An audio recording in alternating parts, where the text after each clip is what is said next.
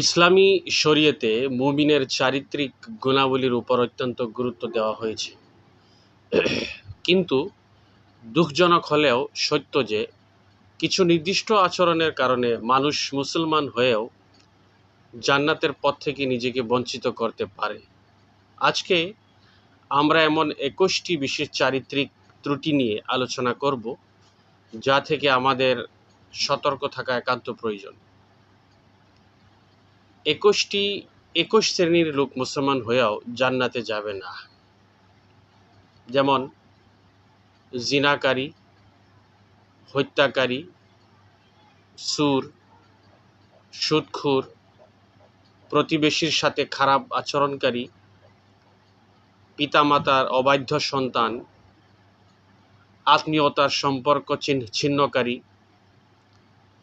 হারাম দিয়ে শরীর গঠনকারী, উগ্রতা অথবা অশ্লীল ভাষা ব্যবহারকারী, যে শাসক প্রজাদেরকে ধোঁকা দেয়, অন্যের সম্পদ আত্মসাৎকারী, উপকার করে খুঁটা দানকারী, চুগলখোর, যে অন্যের দোষ বলে বেড়ায়, যে নিজের পিতামাতাকে বাদ দিয়ে অন্য কাউকে পিতামাতা হিসাবে গ্রহণ করে, দাম্ভিকতা বা অহংকারকারী, যে আল্লাহ রসুলের কথাকে অমান্য করে বা প্রাধান্য না দেয়, যে মহিলা কথায় কথায় অকারণে স্বামীর কাছে তালাক চায়, যে আলিম দুনিয়ার অর্থ, দুনিয়ার টাকা পয়সা, সম্পদ সম্পত্তি বা সম্মানের লাভের জন্য জ্ঞান শিখেছে, কালো কলম ব্যবহারকারী,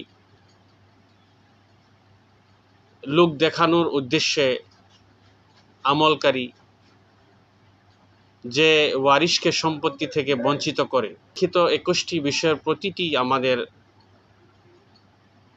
জীবন ও পরকালের জন্য অত্যন্ত গুরুত্বপূর্ণ। মহান আল্লাহ যেন আমাদেরকে এই সমস্ত চারিত্রিক ত্রুটি থেকে মুক্ত রেখে জান্নাতের পথ সুগম করার তৌফিক দান করেন। আমিন ইয়া রাব্বাল আলামিন। আসসালামু আলাইকুম ওয়া রাহমাতুল্লাহি ওয়া বারাকাতুহু।